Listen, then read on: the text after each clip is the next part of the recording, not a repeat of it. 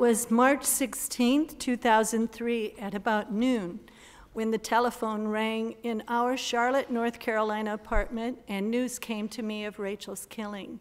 My son-in-law, Kelly, returned from the TV and reported that the message on the screen had been updated to Rachel Corrie of Olympia, Washington, killed in the Gaza Strip. Our personal journey without Rachel, but with her spirit large in our lives, began that afternoon, and it is now over 7 years old. It has taken many forms. We have been to the U.S. Congress, the U.S. Departments of State and Justice, the American Embassy in Tel Aviv, to Peoria to try to talk with executives of Caterpillar Incorporated, to the Caterpillar Annual Shareholders Meeting, to the Ninth Circuit Court of Appeals in the United States, and to the Haifa District Court in Israel.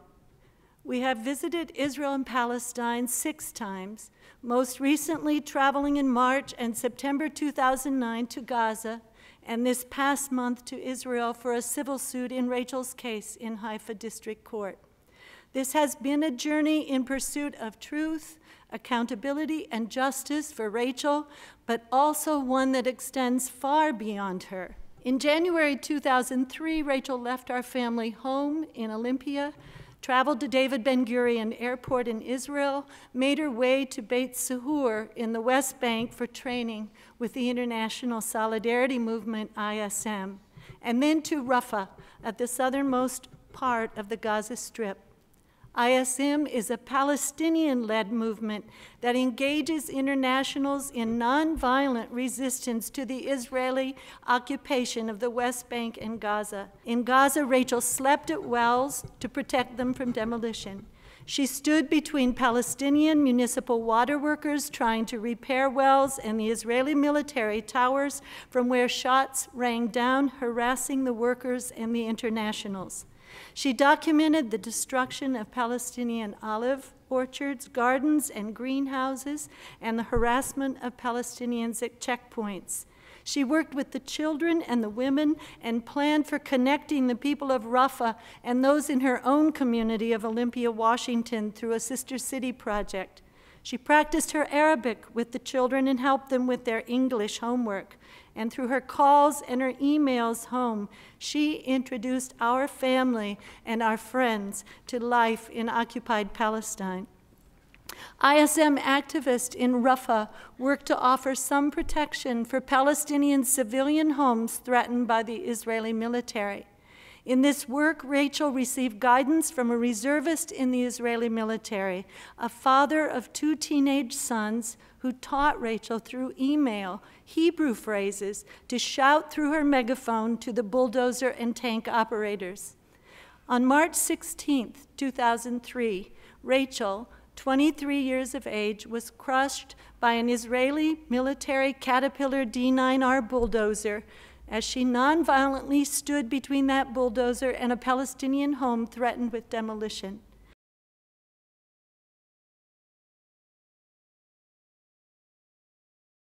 During his confirmation hearings, the current U.S. ambassador to Israel, James Cunningham, in response to a question from then Senator Biden, wrote that immediately following Rachel's killing, President Bush telephoned Israeli Prime Minister Sharon to request a thorough and transparent investigation, and was given personal assurances by the Prime Minister that there would be one.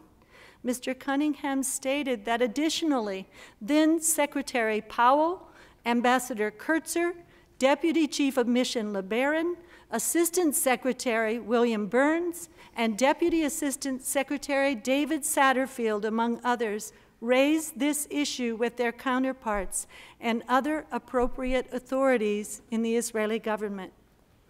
On March 19, 2003, U.S. Department of State spokesperson Richard Boucher reported in his daily briefing, Prime Minister Sharon assured the president that the Israeli government would undertake a thorough, credible, and transparent investigation and report those results to the United States. In the same Department of State briefing, Mr. Boucher responded to questions about home demolitions, and he stated, "We have made very clear we are opposed to demolishing homes. Our policy on demolitions has been stated repeatedly and is well known.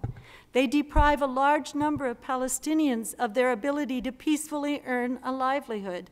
They exacerbate the humanitarian situation inside Palestinian areas, undermine trust and confidence, and make more difficult the critical challenge of bringing about an end to violence and restoring calm."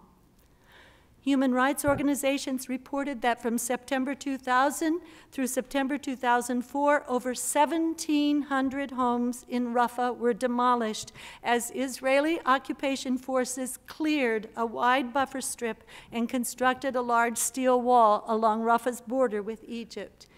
Members of the family who were in the home that Rachel stood to protect and whose home was eventually destroyed were never accused of any action against Israel.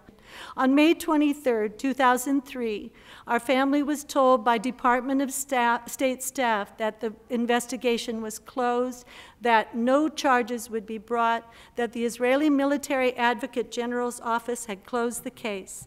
Though the Israeli government declined to release the Israeli military police report of this investigation to the U.S., there were members of the U.S. Embassy that were able to read it. They noted numerous inconsistencies. On June 11, 2004, in response to inquiries from our family, Lawrence B. Wilkerson, Chief of Staff to Colin Powell in the U.S. Department of State, wrote of the IDF report, "Your ultimate question, however, is a valid one, whether or not we view that report to have reflected an investigation that was thorough, credible, and transparent. I can answer your question without equivocation. No, we do not consider it so." On March 17, 2005, in testimony before members of Congress, this position was reiterated by Michael Kozak, Assistant Secretary of the Bureau of Democracy, Human Rights, and Labor. Our family took the advice of Department of State officials to pursue the matter in Israeli courts, and in March 2005, to meet the statute of limitations, initiated a private civil lawsuit against the IDF and the State of Israel. That lawsuit began last month on March 10th, and we charge in that lawsuit that Rachel's right to life was denied when she was unlawfully killed, intentionally or through gross negligence. The State of Israel has responded by saying that the case should be dismissed because Rachel's killing was an act of war or an act of state, and that therefore, even if extraordinary force was used, it was legal. An Israeli court order was violated by the person who performed the autopsy. Our conditions were not met. They did put into their report that there was someone from the U.S. consulate present during that autopsy. It took FOIA, our family discovering through FOIA that the American embassy didn't think they had anyone there, for us to know that that statement in the report provided from the Israeli government was in fact a lie. And so I will just conclude to say that from these findings, I guess our plea is, again, for the U.S. government to take a look at Rachel's case, to look at cases like Amar's, those of the thousands of people harmed in the ways that I witnessed when we visited Gaza, and to apply our own laws, the Leahy Amendment, the Arms Export Control Act, foreign military sales in light of the new information that we have.